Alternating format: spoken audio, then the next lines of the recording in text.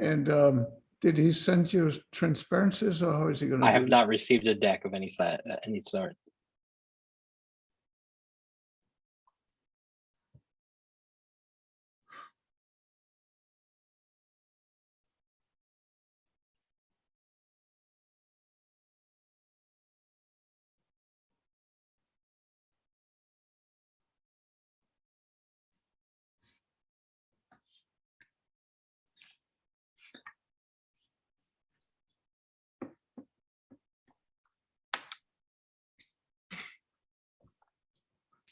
All right.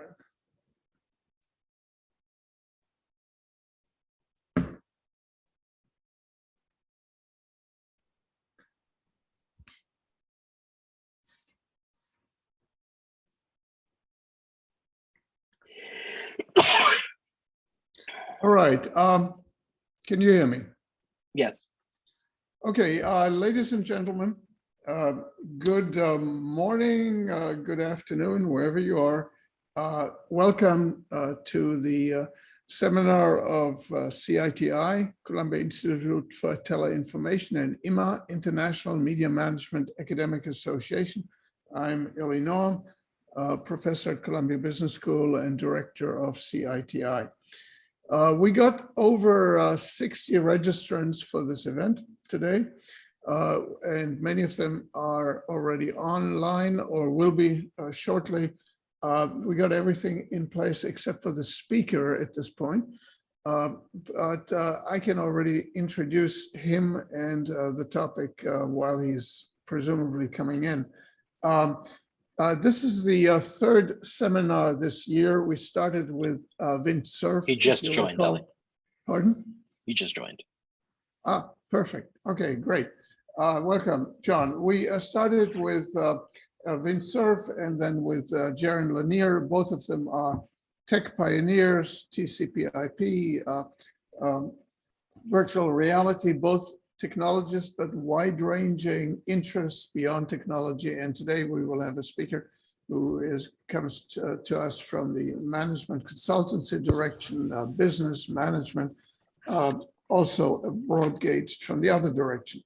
And the topic today is streaming video, which happens to be also the topic of two books. And I cannot resist showing them. They came out about a year ago. About video streaming, media, streaming video, one about the business and economics and technology, the other one about the content and the policy issues and the regulation. So this is clearly a field, we all know that, where there's a lot of action going on just in the United States of new companies, new tech companies, Netflix, Amazon, Google, Apple, and now more traditional type companies, Disney, AT&T, Warner, Discovery, CBS, Paramount, Comcast, Peacock, Sony, plus specialized platforms for sports and for music and for horror and for adult entertainment and for outdoor and for whatever.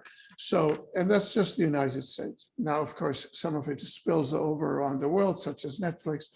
But we have similar initiatives in Africa, such as Naspers in Latin America, Globo, Crave, and Blim, and others. And in China, Tencent, Iqiyi, Youku, Tudo, TikTok, and India, similarly, a whole range of companies. And in Japan and in Europe, Dailymotion, Canal Plus, Sky, etc. So this is and I'm probably omitting about 3/4.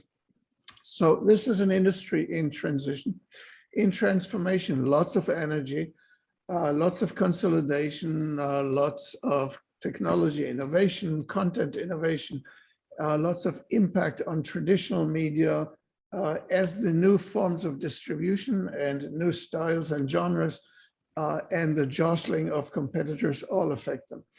And there are lots of societal impacts and lots of policy issues emerging. But also it affects not just on policymakers and on technologists and on entrepreneurs, but also clearly on consumers. What do they like? What do they want? How much of it, how much are they willing to pay?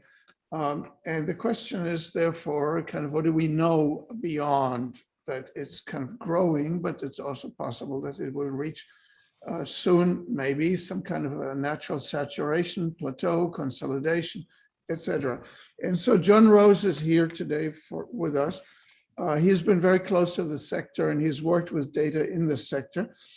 He is the former global leader of the media sector for the technology, media, and telecommunications practice at Boston Consulting Group, which is a foremost strategy consulting organization, quite large, all over the world.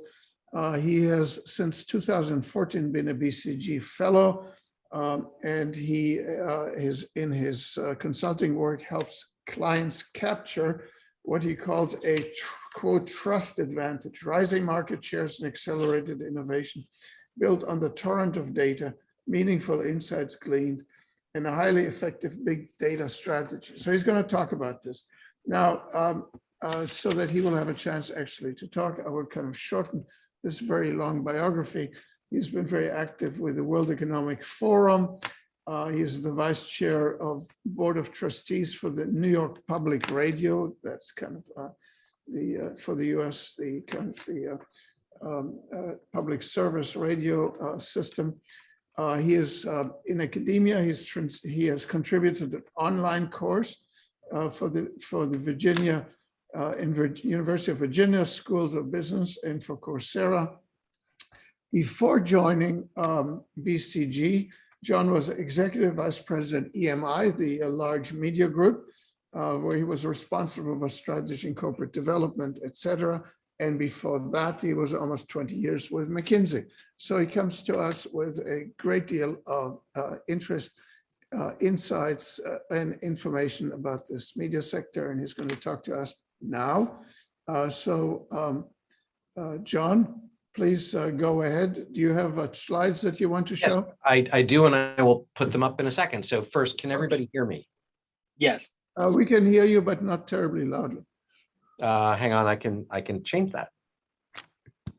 Is this better? Yes. Great. Thank you for that nice and expansive introduction.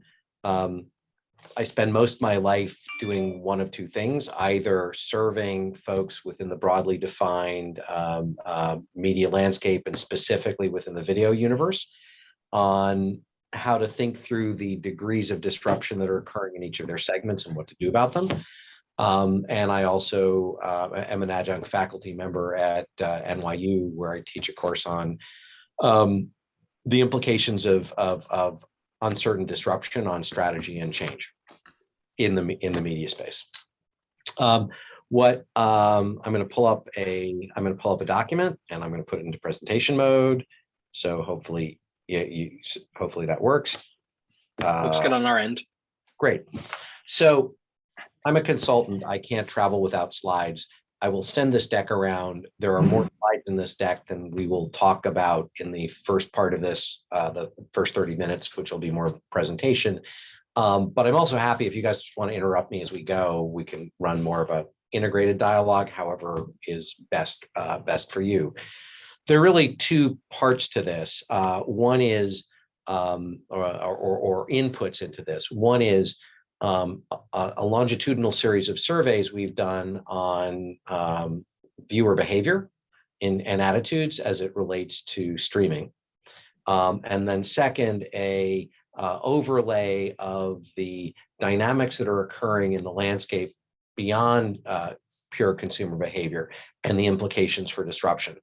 We'll interleave a little bit at the start and then go through the research findings predominantly for the AVOD, for AVOD and SVOD, and then step back and share a few potentially provocative views on where the industry and the segments of the industry are headed. So we've organized this is a few grounding slides on introduction, some facts about streaming, then research as it relates to AVOD and SVOD, and implications for industry structure. If that works for folks, I'll just dive in. The purpose of this page, which I'm going to spend no time on, is just when people talk about the TV ecosystem, language matters and people use different language. So the language I'm going to be using is I'm going to be talking about on the left-hand side, broadcast, cable, and basically digital distribution, online, mobile, and streaming. And I mean, talking about them in the context of the studio and content rights production universe on the left, aggregation and distribution in the middle, and access on the far right. Although I'm not going to spend much time on the access piece.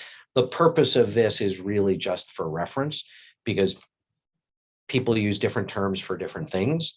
And so this is just one non-insightful description of the landscape.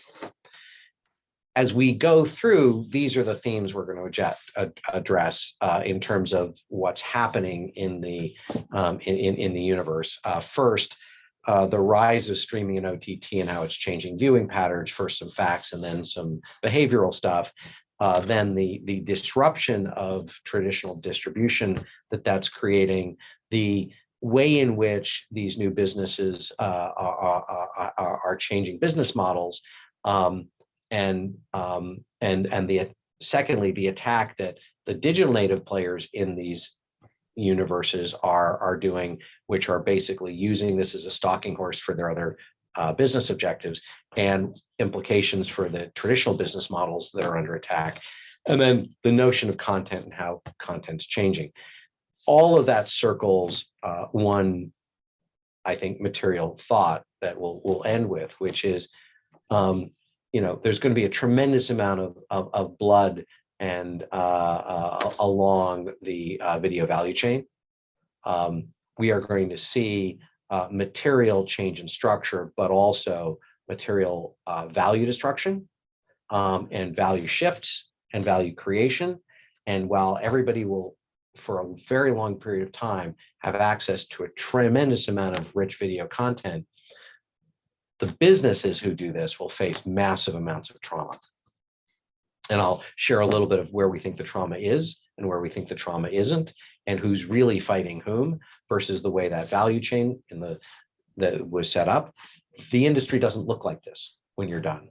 And the people in, who you think are competing with each other, like the broadcast networks versus the cable networks, those are not actually the battlegrounds.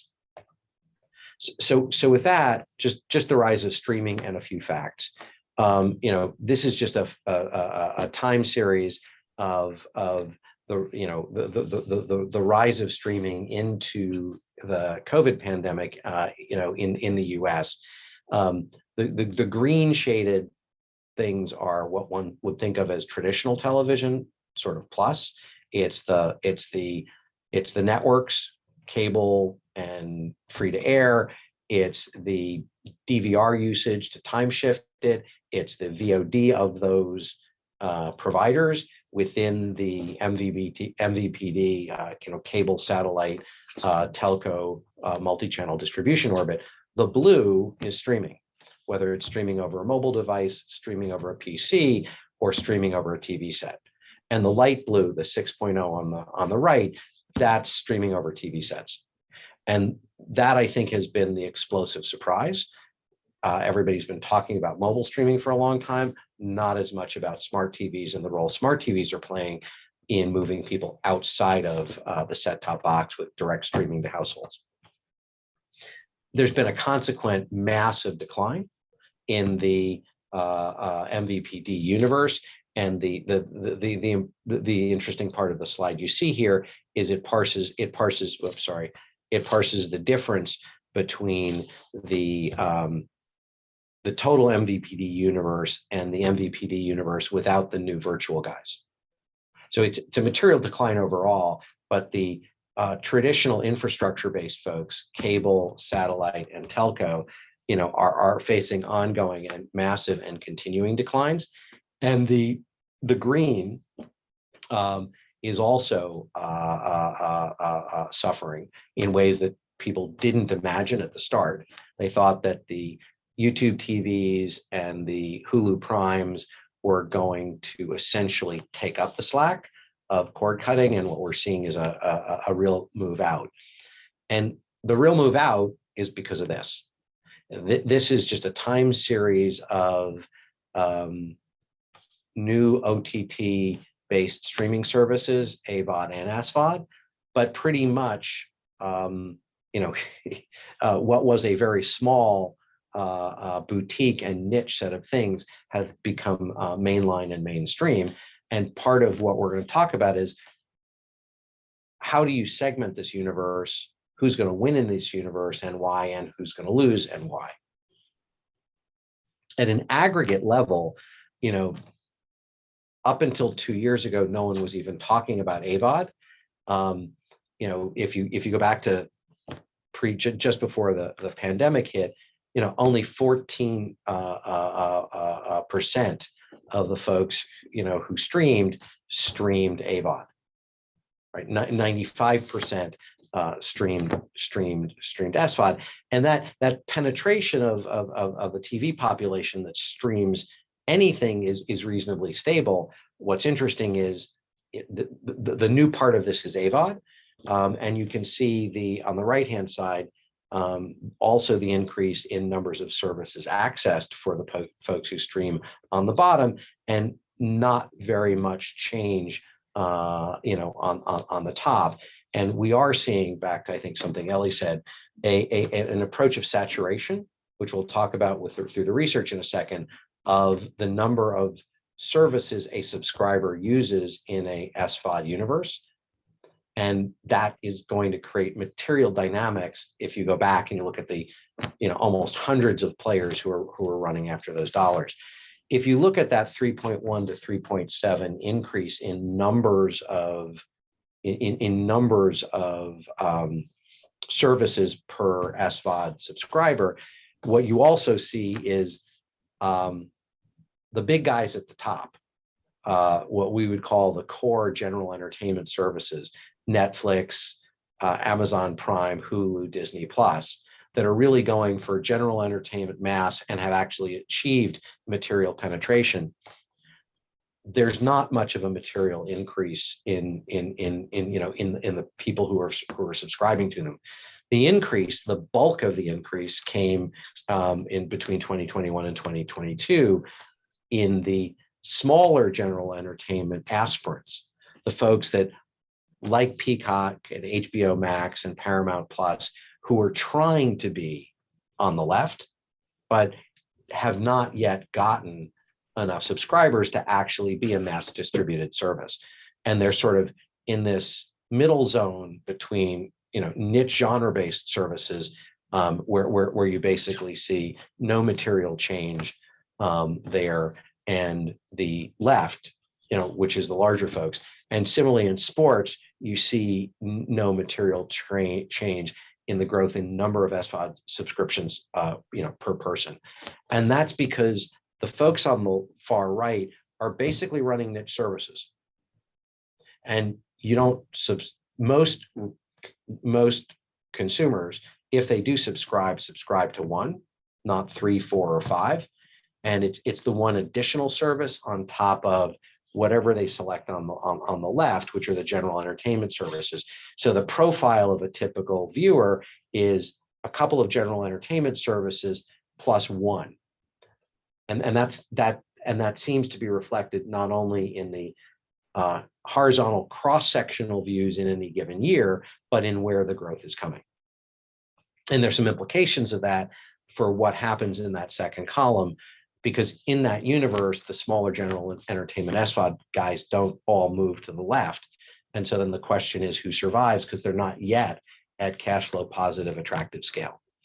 The new business models really are within the video value chain, are either SVOD, AVOD, or hybrid. And here we've coded, if you are a subscriber system with ads, you're in the SVOD universe. If you're pure AVOD, you're in the AVOD universe. And TV video on demand is essentially what the infrastructural MVPDs are doing within their universe for on demand. And this is a view of, in 2020, how the revenues of that streaming universe broke up across across different parts of the globe. And as you can see, the US has the largest piece, but but as it relates to streaming and other digital forms of content, you see a pattern where the US leads both in scale and while the topology of the industry structure is different, the underlying trends that drive it flow through into Europe, Latin America, and Asia Pacific. And so we'll spend a little more time talking about the consumer dynamics in the US, largely because those dynamics, while tied to some similar but many different streaming providers, are the same dynamics. They just play out differently, specifically from a competitive perspective in different geographies, because the populations are different, the ability to, the shape of the Brazilian ABCDE pyramid looks very different than developed markets. And Europe has some structurally embedded players, like the BBC, ZDF, and others. So the specific answers are different, but the drivers typically are the same. So just before I dive into the survey work, this is just a high-level view of what we've done, which is we started trying to understand what was happening with streaming and running overlapping time series starting in December of 2019. We cycled back in February of 2021 to understand how had COVID changed people's behaviors. And then we cycled back in January of this year to both understand how those behaviors had evolved, but also to spend more time focusing on AVOD. In February of 2021, there was almost no AVOD behavior to speak of that would have been statistically meaningful. And that's part of when you look at the penetration numbers that I just shared, where you see this massive change in penetration from like 14% to 44%. So I want to pivot to AVOD. We'll go through 4 or 5 AVOD slides. We'll then go through 4 or 5 SVOD slides, and then we'll step back and talk about industry structural implications. And I am following Ellie's advice to try to get through the content in about 25 to 30 minutes so that we can then step back and have whatever conversation the group wants to have. So turning to AVOD, what's really interesting is I think one of the governing thoughts of this section is AVOD is actually the first material incremental viewing experience versus cannibalistic viewing experience. And it seems to have a fairly flat trajectory, meaning people who come in and spend about the same proportion of their time in their first year as in their second year or longer, and also independent of whether they subscribe to a traditional MVP or don't, spend a lot of time watching television or a little, have 1, 2, 3, 4, 5, or 6 streaming services. Almost whatever variable you see, the percent of streaming hours spent by these folks is pretty stable. Which is, if you look at the far left, which is I think the most interesting thing here, 22 to 20% AVOD SVOD seems to be the range once somebody touches one AVOD service. And the growth from 34 to 44% in terms of the folks who watch video is versus the 95% on SVOD. This is a story first about penetration, second about a percentage of time that appears to be incremental, and I'll get to the numbers in a minute, and independent of almost anything else. So if you look at this, and this is, I'm not going to go through every version of this. This looks at how much time do you spend streaming versus versus how many services do you look at, or do you subscribe or not subscribe to a traditional MVPD or any other variable.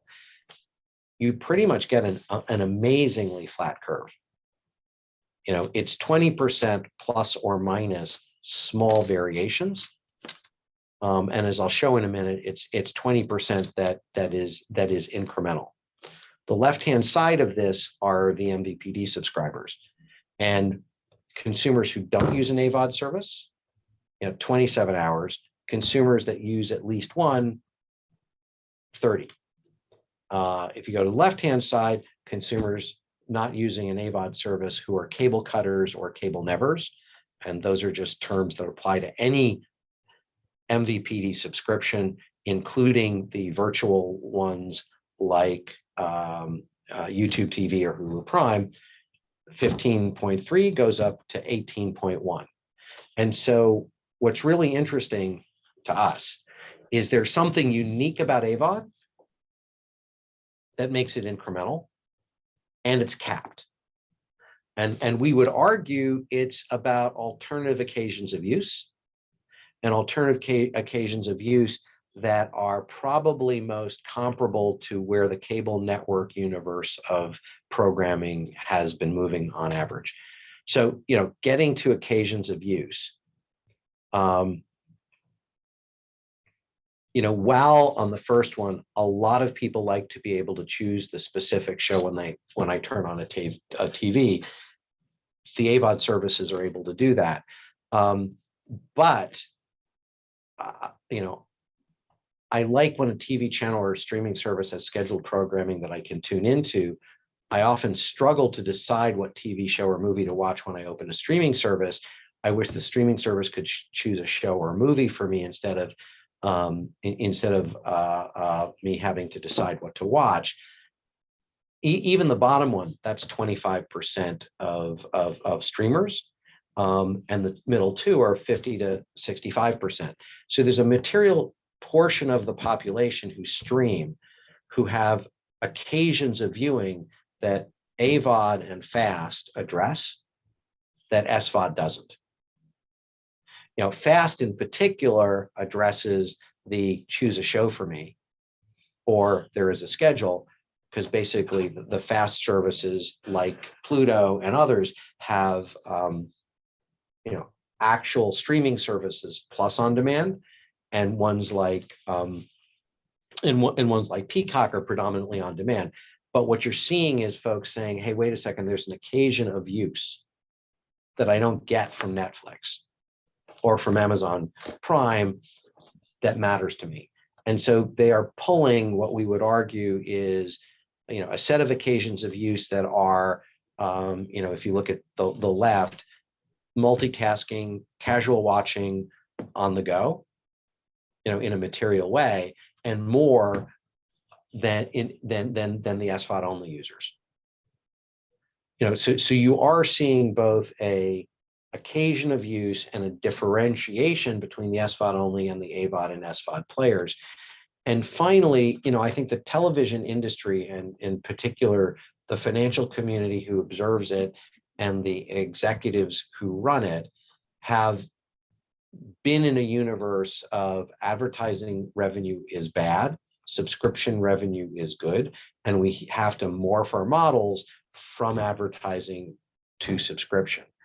I think the consumer population doesn't believe that or behave that way.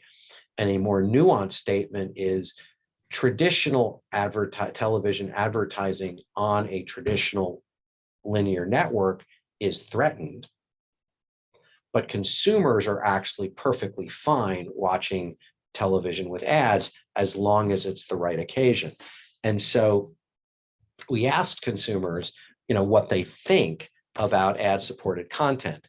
And number one, 70% of the population, with no material difference, by the way, between AVOD users and SVOD only users, believe that ad-supported content is of equally high quality as the content they, as the content they watch, on purely non-ad supported SVOD. They don't really think the quality of content is unchanged on the AVOD and SVOD services. Basically, if only about 5% think it's worse. So when you put all this together, we would argue there's an alternative set of occasions which are more lean back than lean forward, for which consumers are turning to AVOD and FAST versus SVOD, and we would also argue versus cable.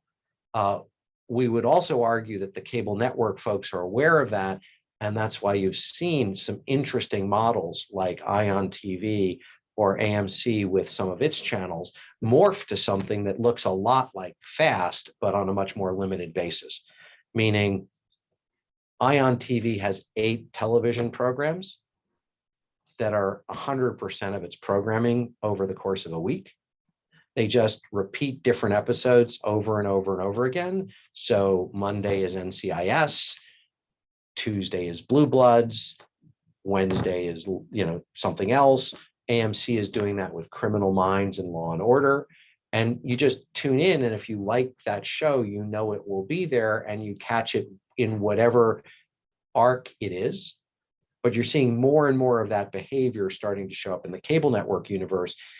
And that's largely because that's the model that these guys are using in the AVOD, SVOD tonnage universe. And then finally, as we pivot to SVOD, one of the things that's emerging as a reaction to the consumer affection for, or segments of the consumer affection for the AVOD and ad-supported universe, is even in the SVOD world, folks who have a choice, I can buy it without ads and I can buy it with ads. There's a material part of the population, it's the green on this bar, that have a preference for lower cost with some ads versus higher cost with no ads. So this whole belief set that the industry has, ads are bad, consumers don't want to watch them, isn't really true. It may not be that consumers on an unaided, non-contextual perspective don't want to watch ads, but on the other hand, they'd rather pay less in dollars and pay somewhat in time for content, and the time they pay is watching ads. Not arguing that consumers love ads, I'm just arguing that the industry has been asking the wrong question and thinking about it in an absolute versus contextual manner. So turning to SVOD, and again, I apologize for speeding through. I will send these slides to everybody and open it up for discussions in about 10 minutes. Interestingly enough, if you think back to the chart that I shared with all of the providers and the massive proliferation, on an unaided awareness basis, there are only a few of these things that are in people's minds, right? When you ask them to name streaming services, and this doesn't change materially year after year. So, Peacock was tiny. It's now a little bigger, but still tiny. And HBO Max, while it's done wonderfully in terms of growth, is still not very large. It's Netflix, Amazon Prime, Hulu, and Disney Plus. And even YouTube, with all of its power, has not been able to really move away from the short form video platform to things like YouTube TV. They just don't think about this. And so that's important because it's a lead into how, what consumers think. So 65% of customers are not interested in learning about new services. They just, half are, I'm happy, I don't want, right? Another 20% are, there are too many out there to keep track of, and sort of on and on. But the point we would make is that there's been a material change over the last 4 or 5 years from when Netflix, Disney Plus, Amazon, and Hulu established their presence. Disney crept into that a little bit, but because of the power of the Disney brand, was able to do some stuff. But in general, people are saturated, and they're saturated to the point where looking for new stuff, wanting to trial new stuff really isn't there. This is the share of users the share of users for which the acquisition reason was, had space for another. Like only 14% of the Disney subs felt they had room for another, versus 40% for Netflix, 33% for Hulu. And as you start thinking about HBO Max, it drops even further. Among folks that are not using a service who are aware of another service, over 50% will not try one. Right, that's I am satisfied with my current services. I'd already subscribed to enough online video streaming services, and I don't want to add any more. Right, so they won't look. And as you and that's the average. And if you go to the right, once you get to 2 services, you're at 60% of the population. And so that's just context for it gets harder and harder and harder for the people I would call the aspirants in the general entertainment space to actually move over to that left column, which is we've gotten there. And you can also see that in churn, right? You look at churn for Netflix, Prime Video, Hulu, Disney, HBO Max, and it's around 13%. You move 1 click to the right, and it jumps up, into the mid to high 20s. So depending on which one you anchor, and if you look at Netflix and Prime Video versus, Paramount Plus, Showtime, Apple TV, YouTube Premium, what you end up with is a much higher churn rate, which is what sort of this synthesis on the left. So before I get to the next piece, I think the point here is the game of customer acquisition has, for the large guys, turned to a game of customer retention, and for the guys in the middle, has turned to what is a different way to do this than trying to go after we are a great general entertainment that has a wonderful database and new shows you can see, because no one's looking for that anymore. And they've got to figure out something else. And the AVOD guys have come at it with hey, different occasions of use, don't have to pay for us, click in and try it. And that actually has worked. So the underlying customer acquisition game is changing, and retention for the guys who have folks matters a lot. And as we'll talk about in a minute, the problem is if you're in the middle, what do? There's a material difference between I can make a business model work at a 1%, 2%, 3% household penetration, and Acorn TV and others can do that. But if I'm Peacock and I am really trying to drive for a mass service, if I can only get 10, 15% of households to log in, there's no way I can do a viable return on invested capital, accretive EBITDA model over time, because I need to get to 60-70% of households. So we are in this moment of tremendous amounts of capital and massive amounts of instability. And this is just a look at the profile of content. As Ellie knows, I wrote a piece that I didn't publish because of the timing of Disney buying Fox, but it was basically, is the age of content dead? And is content becoming nothing more than bullets that people are using, commodity bullets that folks are using to shoot each other? If you just look at the rise in content spend, and these are global numbers, it doubled between in the decade between 2009 and 2019. And if you go forward from 2019 to 2024, there's another material increase, and you see it every year. And some of it is natural growth, if you look at the middle, but more of it is new folks new folks buying databases or originating new content to try to differentiate. But in a universe where everybody is differentiating on original content and databases, then no one is differentiated. And that's the universe in which we're moving.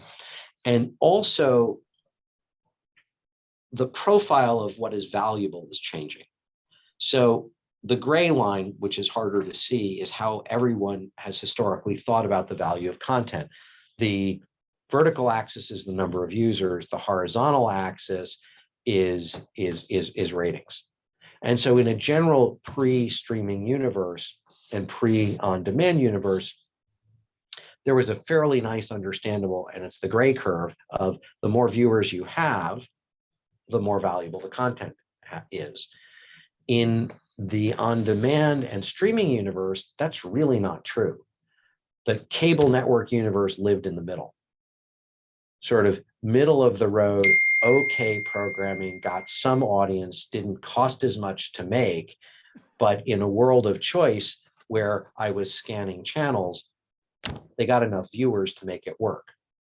What's happening is that content is materially dropping in those formats. And so it's becoming incredibly less valuable, which is why you see AMC and ION moving to fundamentally, and Discovery too, moving to fundamentally different models. And the long tail stuff that really wasn't worth a lot is now showing up as much more valuable because I can increase the points of access to it.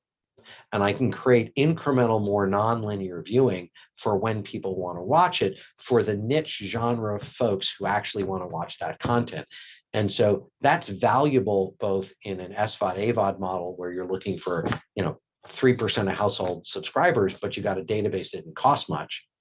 But also if you're creating, a streaming service for which you're running original content, where again, you can go after that long tail content and basically make money off smaller segments.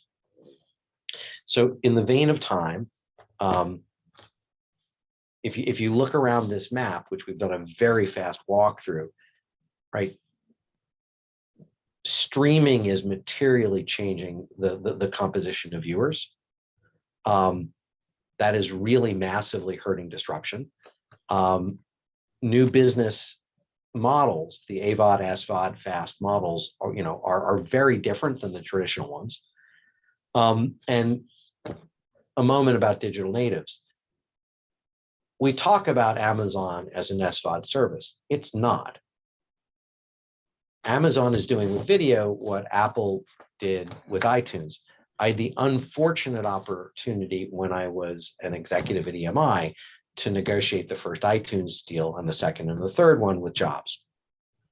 iTunes was a brilliant stalking horse for a company whose market cap had never exceeded $15 billion to move a hardware company from a 1.5% share into the PC dominated operating system, 98.5% share of devices. And the iPod and iTunes was the first Apple product that could be sold to Microsoft operating system users. And 99 cents a track was the way they got there. And at 99 cents a track, the music industry lost a tremendous amount of value.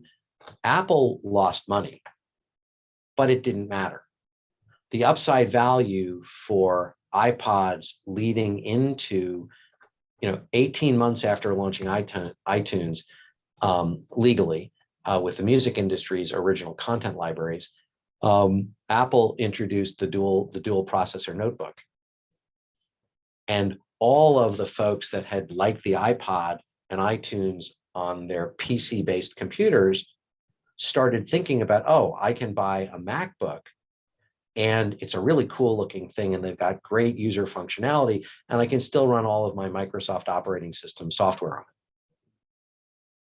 And that company that in its history had never passed $15 billion is now in a materially different place. And when I was running around doing speeches as a music industry executive, I liked to joke that the entire enterprise value of the music industry, publishers and record labels combined, was less than 10% of the cash on Microsoft's balance sheet. the same comment can be held in the video ecosystem. And if you look at Amazon as an example with Amazon Prime, they're blowing $15 billion a year with no direct revenue to cover that in the video ecosystem. Now, either they're insanely thoughtless, playing some unseen, non-understandable long game as it relates to video, or when you calculate the churn and the share of wallet characteristics for the Amazon Prime customer and the stickiness of the Amazon Prime customer who has Amazon Video, 0.1% of a turn in the gearing is worth more than any of the dollars they're putting in. And I do believe we're starting to see Facebook make those moves, Apple make those moves, and Google make those moves. So that point about the attack of the digital natives is real. It's about sucking dollars out of the video value chain and creating value on the side. And in that context, the traditional guys are in real trouble. So last page, last 2 pages. So what does that mean for us? First of all, it means we're talking about the streamers in the wrong way. On the bottom of this page, we're talking about the streamers as SVOD aggregators, AVOD aggregators, fast players, and hybrid players. That's just a pricing revenue model. That's really not the right way to think about winners and losers in competitive dynamics. We would argue that a more relevant segmentation is there's a group of there's a position on core general entertainment SVOD that Amazon, Netflix, and a few others are occupying. A second segment of aspiring general entertainment SVOD players. There's genre-specific niche SVOD players that all 3 of the ones above, while SVOD now are moving into hybrid. Then there's blended FTA and free streaming folks, or free streaming and paid, and that would be folks like Peacock and Paramount Plus, ESPN Plus, Paramount Plus, AMC Plus, BET Plus, and that crowd. There's tonnage fast folks that are playing a very different game. That's, Pluto as an example. And then there's the sports guys. And a better conversation around competitive dynamics and industry evolution is talking about these positions, as opposed to talking about, are you an SVOD or an AVOD player? And if you talk about them that way, and this is the last slide, a few provocative and unproven points of view. We're going to end up with no more than 3 or 4 general entertainment SVOD services. And they're not going to be able to survive, most of them, as pure SVOD services. So they're going to end up being hybrid. Just going back to the slide of, Netflix can unlock overnight $7, $8, $9 billion of revenues if they create a lower cost with advertising and bump up the higher cost without advertising model. And again, at least one of them doesn't need any revenues in this space, and we know who they are. So I don't know that there's going to be any more here than the ones that already are. John, since Yep. we're running out of time, can you, this is truly fascinating, but we're just running out of time. So can you kind of gallop through those bullets? Thank you. So some of the aspiring general entertainment SVOD guys are going to die.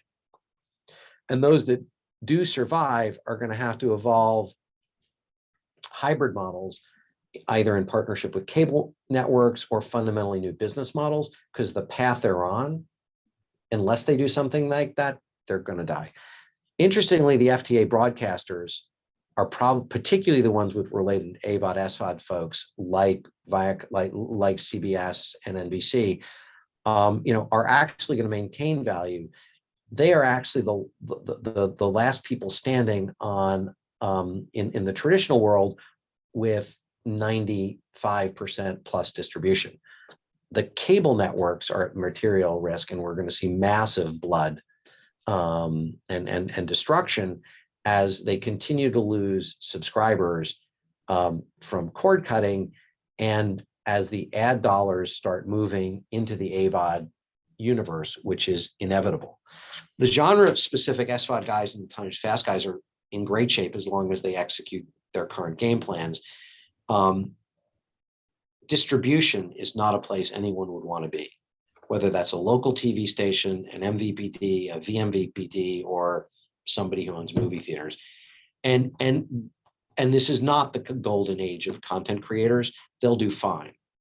But they are also facing fundamental changes in business models that take away their upside while limiting some of their downside. And the big tech guys are going to extract tremendous amounts of value for other businesses. And so all of this universe is going to get strained. So with that, I'll stop. Well, thank you very much, John. I had let you kind of run over because there was so much information per second and insights per second. I thought it would be worth continuing with you. But now let me kind of, without asking a question myself, let me kind of go to the raised hands. We'll have Martha, and then we'll have Dave Burstein. John, Martha, go ahead. That was a great presentation. Thank you for your insights. I have 2 questions, and you can answer one or both.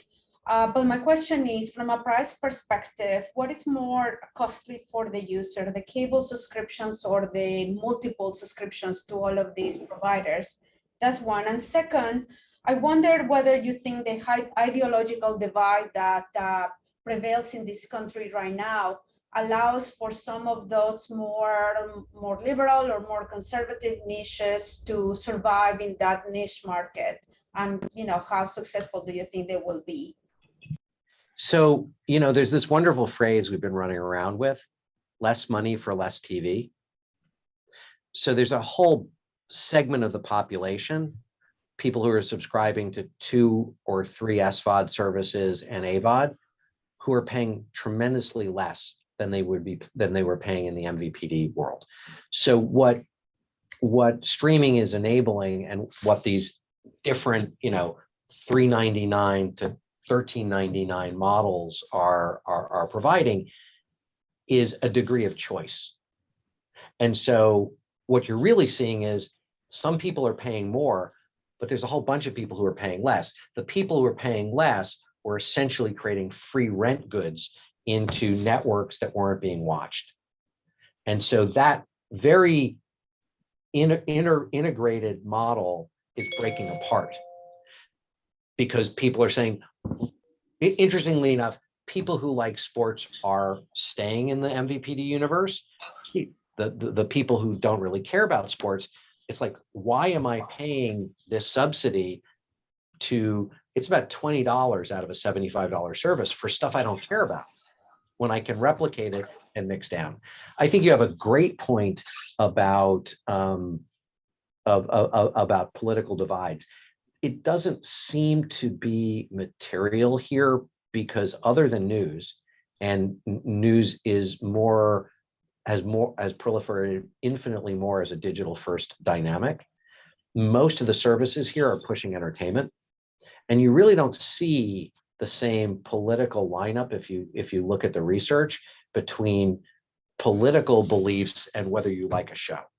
It's just not as, it doesn't play as much. You can see it in news, but outside of news, if you like watching football, you like watching football in independent, and same can be true for multiple entertainment things. I think Dave Burstein, you have your hand up. Hello, and thank you for something that was really interesting. I come from the telecom world and didn't know most of this, and it's really surprising to me. It's welcome.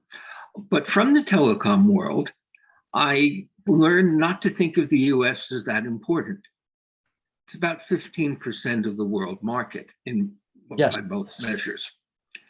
And what struck me there is when you said Netflix, to get more revenue, would have to go to an advertiser model, which you know more about than I do. But I'm wondering, because what I seem to see them doing is instead putting their effort into India, Africa. Yeah.